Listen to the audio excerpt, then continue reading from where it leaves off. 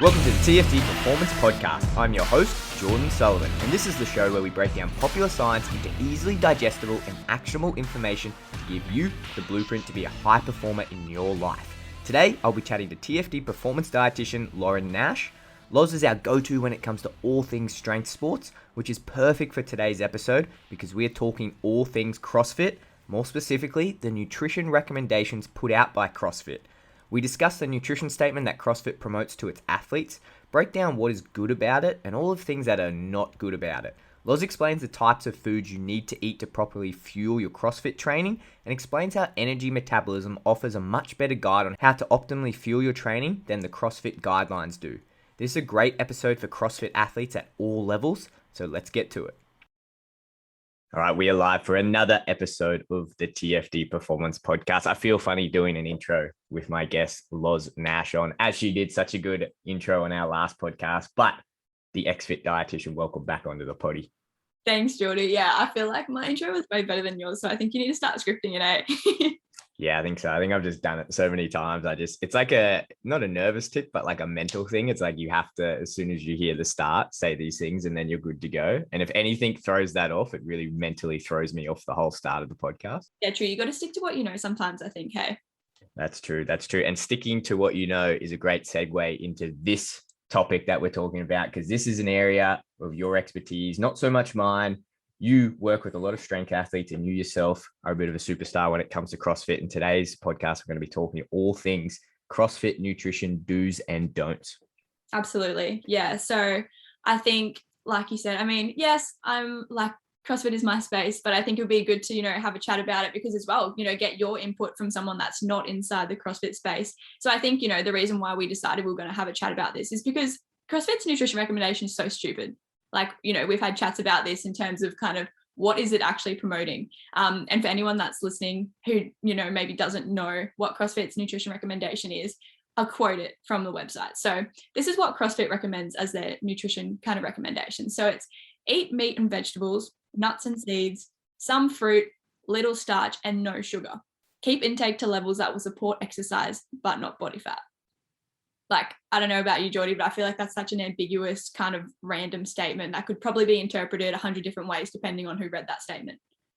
Yeah, what's the go with these recommendations that they bring out? Because I've heard a lot of people talk about this. And again, I think it's interesting looking at it from an outsider perspective. The same as that I like having conversations with other dietitians about combat sports, because obviously you need a lot of theory behind it, but you don't really quite understand how all that theory works until you get knee deep in it and you're in the trenches and you do the training. You're like, okay, now I appreciate why carbs are so important for this, because I feel FUCK'd all training session. But like, I don't understand where these recommendations come from. Are these like written from whoever runs like the CrossFit organization, or are these from like outside people, or what's the go with this?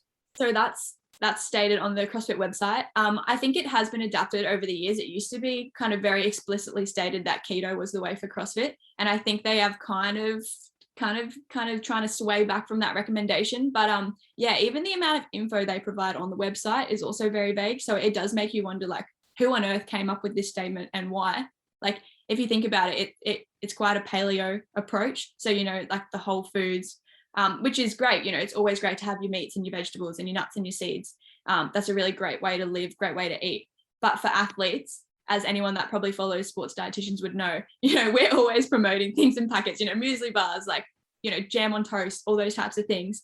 But they don't really seem to fit into this like CrossFit recommendation. So I don't know, maybe we could just kind of break that statement down because, yeah, I mean, doing CrossFit myself, or doing any sport, to be honest, I feel like that's a great kind of healthy eating recommendation. But I think for a sport that entails so much energy expenditure, it's probably not the greatest statement. And, maybe we could write a letter to CrossFit, Jordy, and get them to kind of reconsider that statement.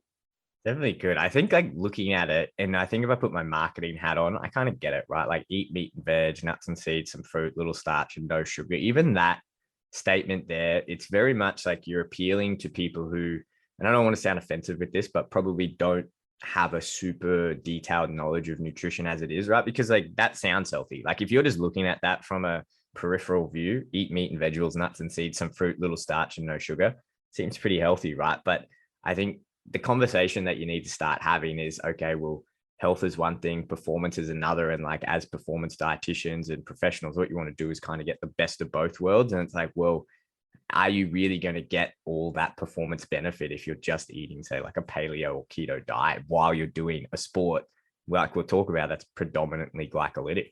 Yeah, no, for sure. And, like I love seeing, I think I've done a post, like some people have done posts before, and it's kind of like you can have those two mindsets. Like you said, you've got general nutrition and you've got sports nutrition. And people think, oh my God, to be an athlete or to be sports nutrition, like that's healthy. Like that's fruit, veggies, blah, blah, blah. Like, yes, that's the basis of it, like of an athlete's diet. But all those little bits and pieces, that you have before training, during training, they're things like muesli bars, like lollies, like dates, jam, like all those things that sometimes get perceived as unhealthy. But when we break it down, like the purpose of sports nutrition is to provide us with that really fast digesting energy. It's kind of fuel our workouts. And I think this type of a statement, yeah, it doesn't take those things into consideration. It's looking at like that whole diet. But an athlete's diet typically is going to have, those higher carb, high sugar foods in it because, yeah, like you said, CrossFit's glycolytic. That's our body's main fuel source for high intensity exercises. Just on that, we'll break down what paleo and keto is. I think that's important to talk about right from the get-go, is what do we mean when we talk about glycolytic sport? Because it's the exact same for, I would say, the majority of sports where you're doing high intensity activity. Like, sure, most sports you might do a light run here and there, but most sports you're going to be using quite a lot of glycolytic energy, quote unquote. Can you give us a bit of an explanation what we mean when we say that, Loz? Yeah, for sure. So pretty much our body creates energy in the form of ATP, and that's what fuels all of our exercise. So ATP is short for adenosine triphosphate. And there's these things called energy systems in the body. And what they are, they're physiological pathways that describe how our body converts energy from food into a form of energy that we can use at the cellular level to power like various functions such as exercise. So these energy forms, yeah, we talk about glycolytic. Glycolytic comes from glycogen. So glycogen is actually the storage form of glucose, which glucose are sugars. So pretty much it's describing how our body can transport kind of stored energy into usable energy. So pretty much our body can only kind of store a certain amount of this ATP at a time. So our body needs to constantly be generating ATP to fuel exercise. So there's three systems. The first system is the ATP, like creatine phosphate system. And what that does is it uses phosphocreatine to generate that ATP really quickly. And its ability to produce the energy is actually dependent on levels of phosphocreatine inside the muscle. So this system works at the beginning of any exercise. So say, for example, you're sprinting, that first couple of seconds of movement, super high intensity, that's the system that's ultimately providing the energy. So this system kicks in for around the first, 10 seconds-ish of any exercise bout. However, like the body's ability to sustain that energy production beyond a couple of seconds is limited. So then we kind of transition into anaerobic glycolysis, which anaerobic means without oxygen. So I kind of always think of it as, you're doing a workout and you're so exhausted, like you can't breathe. That's kind of how your muscles feel. So you don't actually have any oxygen to kind of fuel this process. So the anaerobic glycolysis, so that generates energy by breaking down circulating sugars in the blood, and also that glycogen, which is the storage form of sugar in the muscle, to create that ATP. And this is one of the predominant systems that's supplying ATP during short, intense exercise. So, that's predominantly CrossFit style workouts. And then the third system is the aerobic system. So unlike anaerobic, there is oxygen present here. And this one uses oxygen to convert macronutrients, so our carbohydrates and our fat, to produce that energy at a lower and less intense exercise level. So the production of ATP through the aerobic system is slower, but it does yield a higher amount of ATP. However, when we're talking about lower intensity, that's like a lower VO2 max, maybe you're going for a jog as opposed to doing Fran, which is like a bazillion, pull-ups and thrusters for time. So predominantly, CrossFit is that short, intense workout. We're going to be breaking down carbohydrates to provide energy really quickly to fuel our muscles. And that's why, any sports dietitian, we're always going to promote carbohydrates, because at the end of the day, it comes back to, okay, what is the most efficient way for our body to break down fuel during exercise? I think that's such a good point, hey, Loz, because I think people get this a little bit misconstrued, is like when we talk about, okay, this is why we're giving you carbohydrates during this workout.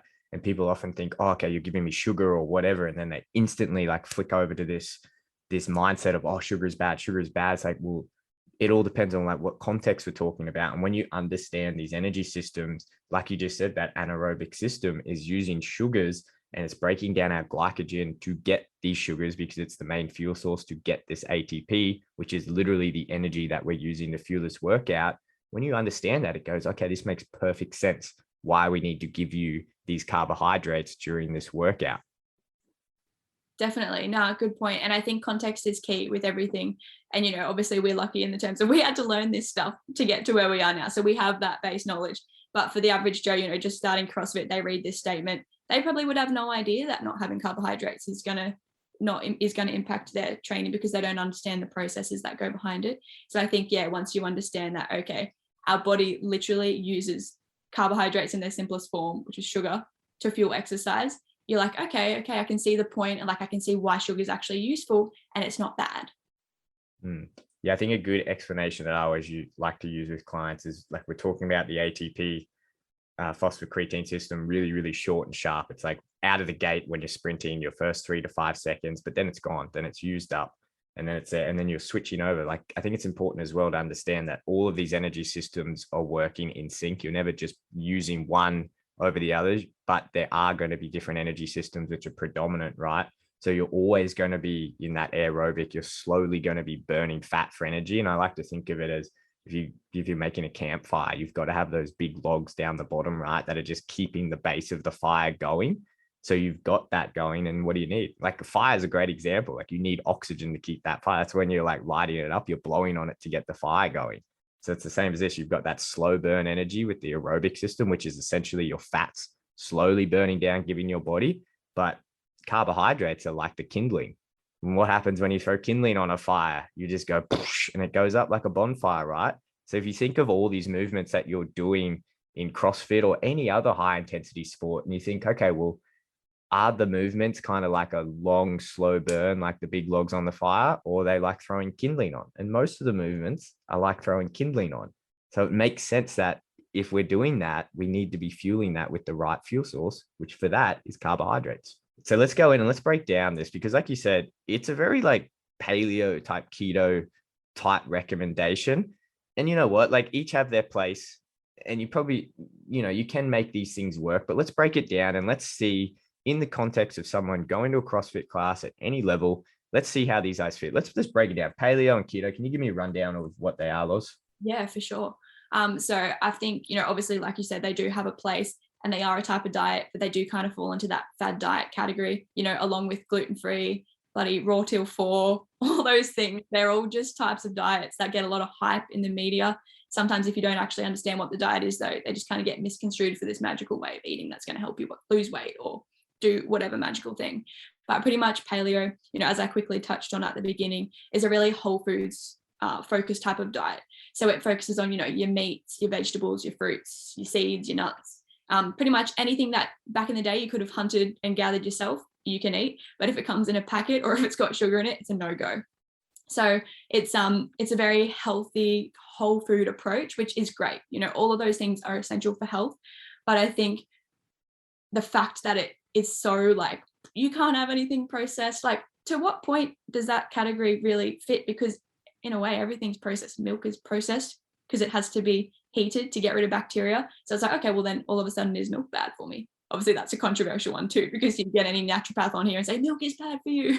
But at the end of the day, a lot of foods are processed, and processing isn't always bad, because a lot of the time foods are processed to make them safer to eat or, more convenient. But paleo doesn't like that thought. So yeah, that's paleo diet. And then keto diet, controversial. I will come off the bat and say, could just be my own lack of knowledge, but I'm not a massive fan of the keto diet, just because of the way I think people use it as like a weight loss miracle. But pretty much a ketogenic diet is a very low carb and high fat diet. And for it to be like a true keto diet, you kind of have around 20 to 50 grams of carbs a day, which is not a lot. And yeah, it's promoted to be a weight loss diet. However, there are actually some promising results with kind of specific conditions. So whether that's epilepsy or diabetes in terms of managing your blood sugars, Alzheimer's disease. But yeah, ultimately the goal of keto diet is reducing your carbohydrate intake so much that your body turns to fat and uses that as fuel. So you kind of get into this state of ketosis. And under ketosis, as I mentioned, your body starts burning your fat stores instead of carbs as energy. And keeping in mind that carbohydrates are our body's actual predominant source of energy. So we're kind of switching from carbohydrates to fat. And yeah, so reducing your carb intake to that 20 to 50 grams, which isn't much. So I think a reason why sometimes keto diets aren't actually successful is because 20 to 50 grams of carbs is not a lot. So if you're doing this high fat diet, but you're actually still having quite a bit of carbs, you're not actually going into a true state of ketosis. And there are ways that you can kind of identify if you're actually in a state of ketosis. You can pee on one of those dipsticks and it tells you, what level you're at, or you start to get, you have like satiety. So you're not as hungry. Sometimes your breath can smell funny because ketones produce this weird smell. So yeah, a keto diet is ultimately a very low carb, high fat diet, which yes, seems like it's got promising, outcomes for specific conditions. And also, Geordie, I know you've mentioned, like some really interesting research coming out for kind of a higher fat based diet for athletes, which I think is really interesting. But I think in the terms of CrossFit, especially if you kind of just, general CrossFitter, like carbs are key, carbs are your fuel for those short acting kind of exercise movements. Like you said, chucking the Kindle on the fire. Having a keto diet is just like having a diet full of logs. So it's pretty heavy fuel. Yes, it's always going to be burning, but it's not going to be able to digest as quickly to then provide that energy for your thrusters or for your pull-ups or whatever.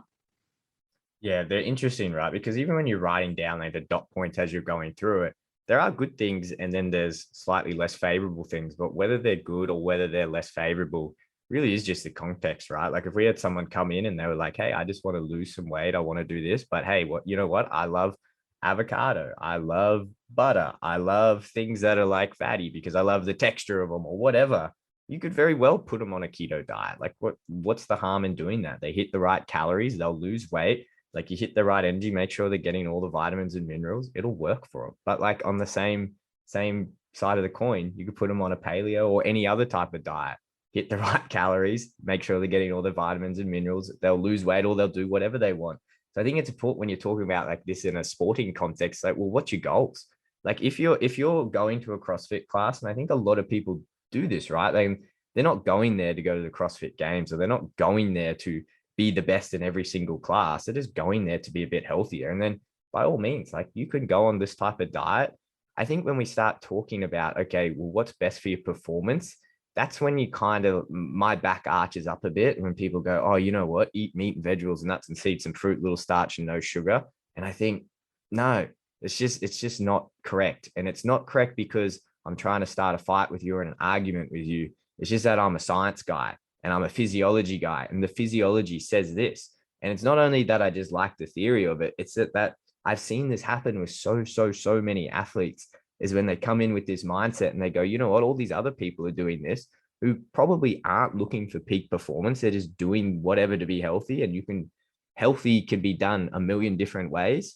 But then they're like, okay, I want to get the peak performance. And it's like, okay, if you want to shift into that gear, this is how your body works when you're doing these crazy workouts. And if you do want to get to that top level, which again, not everyone wants to do that, but if you're competitive and you want to get up there, you have to follow these principles. It's as simple as that.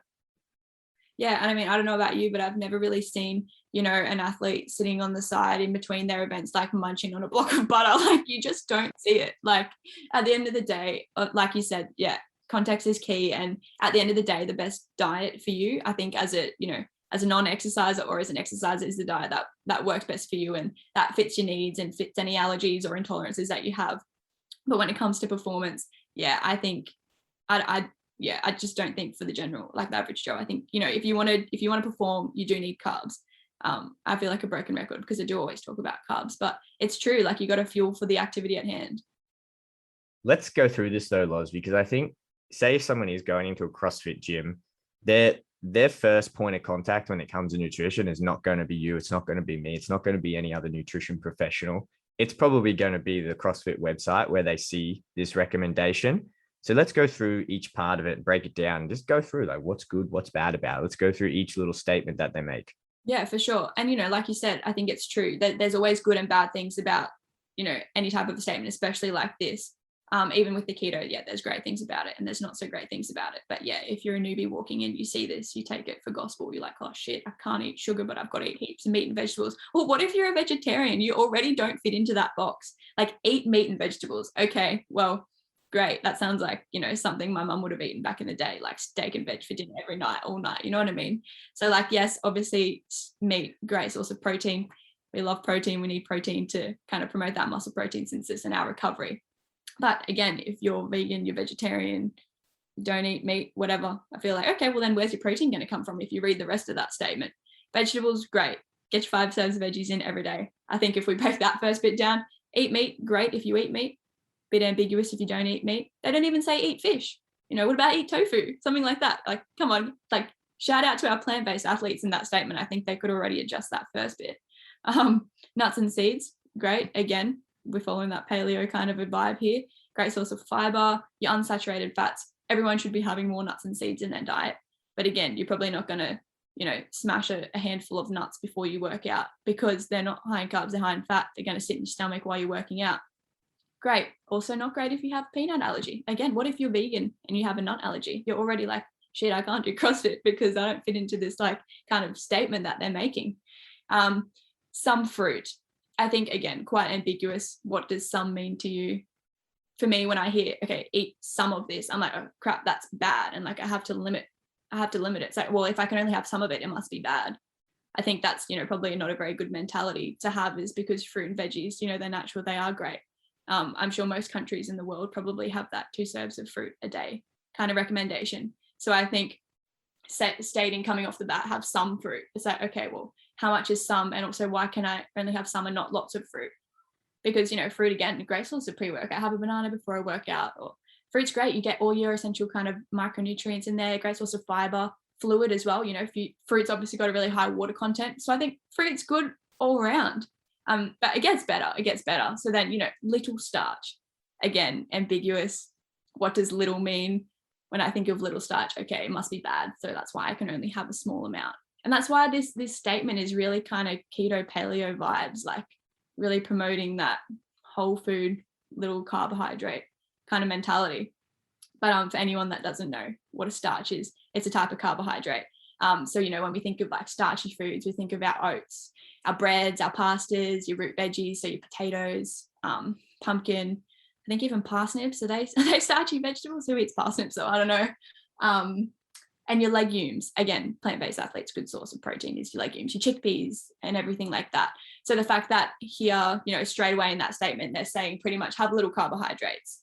It's like, well, for the vast majority of the population, apart from the fact that these things taste great, that's where we're getting a large proportion of our daily intake. You have oats for breakfast, you have a sandwich at lunch, maybe you have some potatoes. Again, okay, well, it's kind of contradicting itself because at the beginning they say, hey, eat meats and vegetables, but then have little starch. Okay, so I can have vegetables, but I can only have a couple of potatoes. Of course, everything in moderation, I think. But at the end of the day, carbohydrates, as we've mentioned throughout this pod, is that carbohydrates are our body's preferred source of energy. And not only the carbohydrate thing, like starchy foods provide a really great source of fiber, great source of micronutrients, folate, iron, B12, all of our whole grains are often really, really rich in all these essential nutrients. So the fact that, okay, you can only have a few of these, it's like, well, you're not only not going to be getting a lot of carbohydrates, you're not going to be getting a lot of fiber. Fiber's great for general health. We should all be getting like 25 to 30 grams a day, depending for male, female. But if you kind of take that massive food group out of your diet, you're also cutting out a lot of fiber. And then moving on to the last statement, no sugar. Okay, sugar, as we mentioned before, there's context. Sugar can be good, sugar can be bad. Kind of depends what mindset you're in. But if we're talking about performance, sugar is probably going to be one of your best mates. Sugar gets broken down in the body. If it's not used for energy immediately, it gets stored as glycogen in our muscles and our liver. And that's what our body is tapping into during exercise to kind of break it free and create all this energy for our body. So the fact that, they're telling you no sugar, okay, damn, can't have a jam sandwich. That means, again, then we're kind of cutting out the fruit. Okay, firstly, you can have little fruit, but now you can't have sugar. So actually, sorry, you can't have fruit because all fruit has sugar in it. So I was like, okay, guys, what are you trying to tell us here? I'm confused. So like, you can read that statement and take it with a grain of salt. But if you actually break it down, see how it's like, okay, at the end of this, I feel like the starch and the sugar cancels out the vegetables and the fruit. So pretty much you can eat meat and vegetables. Yeah, I think I'm just looking at this statement now, and it says something when really it says nothing, right? Like eat meat and vegetables, nuts and seeds, some fruit, little starch and no sugar. And then the last bit is the best. Keep intake to levels that will support exercise, but not body fat, which is just, yeah, I think that this is someone who probably doesn't have that detailed knowledge of nutrition or what I think it's happening. And I think this is like a telltale sign of someone who really doesn't understand nutrition or hasn't applied it with many, many different people, right? Like it probably worked for whoever wrote this. And this is obviously just their own personal opinion about this. And then they just put it out. You see that all the time. And I think that's a telltale sign of someone who has no idea about what they're talking about nutrition. Because I would never, ever project what I do for my athletic performance onto my athletes. And it's drastically different to what I do with my athletes. And I think it works great for me, but I would never, ever do that to any of my athletes because you're trying to figure out what works for them. I think let's go over this, Loz, because I think going over all this theory is great and talking about it is fine, but you're knee deep in it. You're in the trenches every other day. You're always training. You're around these. These are your people. So what are the biggest mistakes that you see when you're actually in a gym and you're talking to guys you're training with, guys and girls, and what are they doing that you're just thinking, these are pretty bad? Like in terms of you becoming the best CrossFit athlete, in terms of getting the best performance, what are the biggest mistakes you're seeing guys make? I think probably the biggest red flag is, it's none of this stuff. It's none of the fad diet, keto, whatever. I think it's, to be honest, I think with CrossFit, the biggest thing is not eating enough. I think, especially if you're new to the sport, you probably don't realize how intense CrossFit is. I mean, even a 60-minute class is hectic. You're hitting a really heavy strength piece, and then you're doing a Metcon or some sort of WOD. And I think the biggest mistake I see people make is definitely just actually not eating enough. So yes, that also comes with probably not eating enough carbohydrates. But the most common thing I hear from people is like, shit, I'm always hungry, or like I'm exhausted, or, I'm still eating my normal diet, but now I'm doing CrossFit. And I think even if you're just doing that one class a day, even if you're just doing a 60-minute class, your energy, like you just expend so much energy in CrossFit. I think the biggest mistake people make is actually just not being aware of how much their body needs. Because, we'll probably touch on it in a later podcast, but, it's not that easy to fall into low energy availability, but it is a thing. And I think, you've got to give your body enough energy, obviously, to fuel your day and also fuel your exercise. And if you're not even kind of giving your body enough energy to fuel your normal day, because, I think social media still has that massive influence of you're probably eating too much, not enough. You're eating too much, but then it makes you think as an athlete, okay, well, am I actually eating enough? So I think the biggest mistake I'd see is probably people not eating enough. And, we all have busy lives. Sometimes you have to rush straight from work to the gym and not always having a pre-workout snack. It's like, oh, well, I ate lunch. I'm like, dude, lunch was 4 hours ago. What are you talking about? Like, you need to have something in the car on the way here. So I think, yeah, probably the biggest red flags would be not eating enough. But that probably just comes as well from a lack of knowledge in terms of how our body works and how our body breaks that fuel down. So I think, knowledge is wealth, and that's what hopefully we can do with this podcast and, with our socials, is try and educate people on the importance of fueling for your training, because, eating more doesn't always mean you're going to get that. I always look at it as eating more. You put more fuel in your energy tank. If you've got more energy, you can train harder. And then if you're training harder, your performance is going to get better. And to be honest, as a byproduct of that, your body composition is probably going to change in the way that you want it to as well.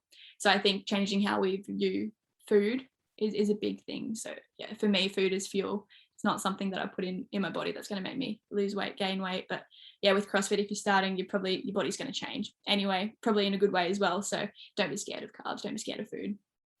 Yeah, even like reading this statement, right? Like keep intake to levels that will support exercise, but not body fat, does two pretty terrible things. I think is one, it's confusing AF, because it's like, well, how do I do that? How do I support exercise, but not body fat? Like, what does that even mean? And most, I'd say 99% of people coming into a gym do not know how to do that.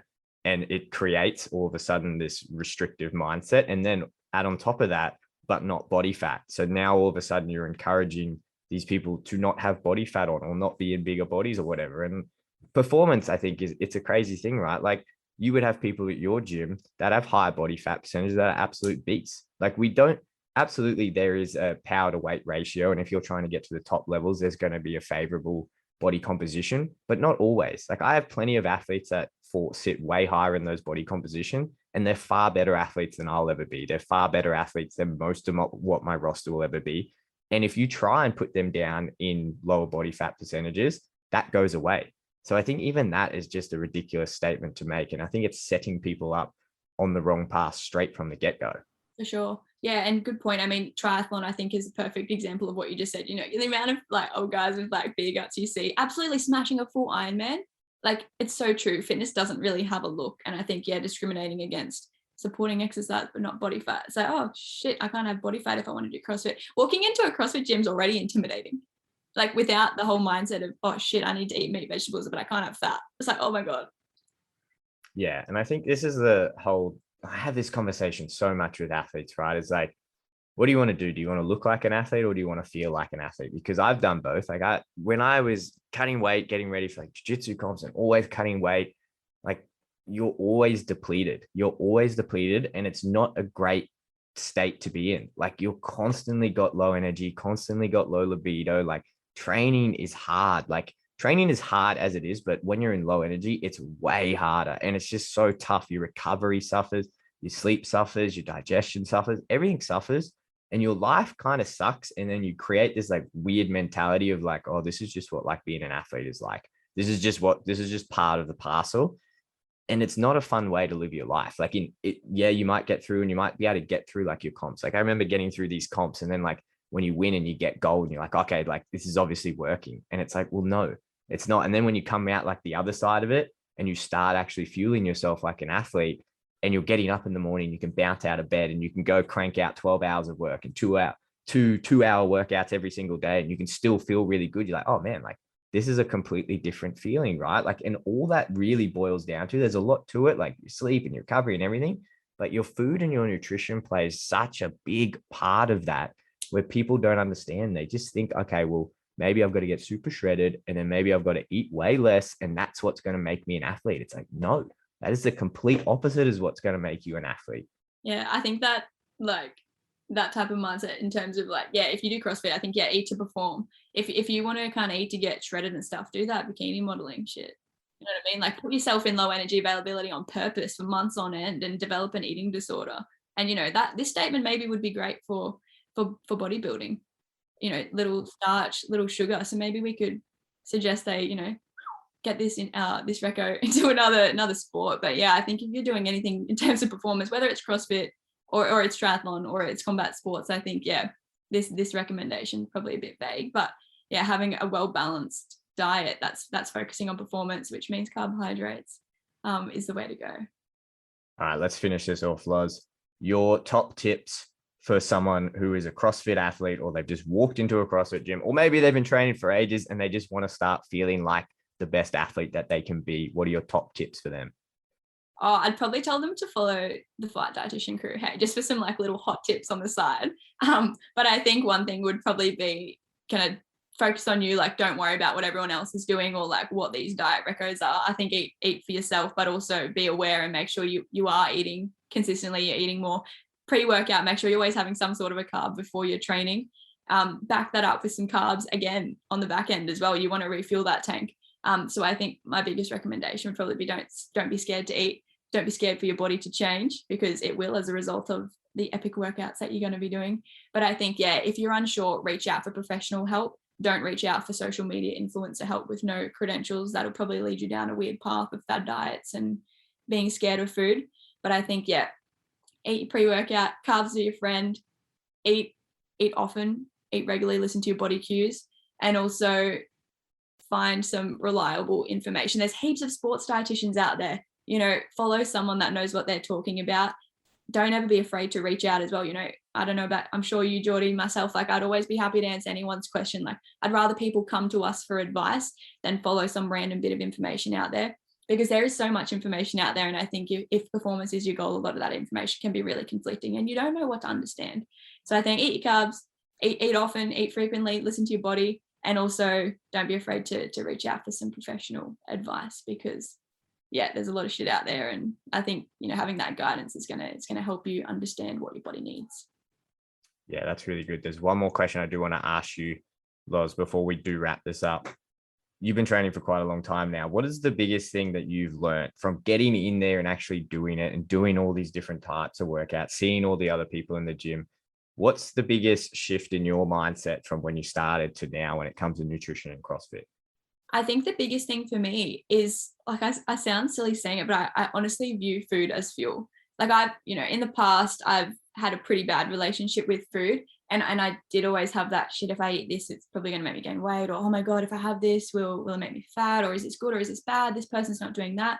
So I think CrossFit's really taught me just to focus on myself and to fuel my body for my needs. Like, I know what intensity I'm going to be training at, or I know if I'm just going to take it easy, or like, I'm so in tune with my body now to what I need. And that's because I focus on like food as fuel. As I said, with that kind of cycle before, I was like, okay, what I put into my body is the amount of energy I have then to fuel that session. So if I don't put enough food in the tank, I'm probably going to have a shit session. Like, sometimes it gets to the point where if, say, I've got to go to the gym from placement or from work or something, and I actually don't have food, I'm like, shit, am I even going to train today? Because like, if I don't eat enough, I know I'm going to have a shit session. So I just know, for me, like, food is my fuel, and it's really helped me develop such a healthy relationship with food and my body. I know what my body needs.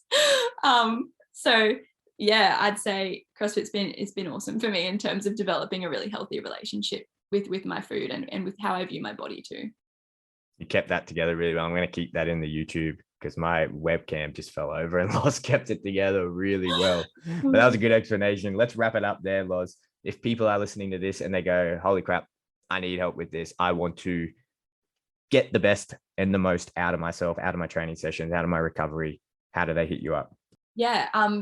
Follow me on Instagram. I'm at the XFit Dietitian. My email address is in the link as well. If your words are too many for the DM box, flick me an email. But yeah, you can find me on Insta. Excellent. Let's wrap that up there, Loz. But yeah, we'll get you back on and we'll go over this in a bit more detail. But Loz, thanks so much for coming on. Always a pleasure. Thanks, Geordie. And there it is, another episode of the TFD Performance Podcast. What are your thoughts on the CrossFit nutrition recommendations? Do you agree with them or do you not? Let us know on our socials and we will discuss further. If you enjoyed this episode, then be sure to leave us a 5-star review. And if there is anything else you would like to hear us break down, please send us a message on social media and let us know.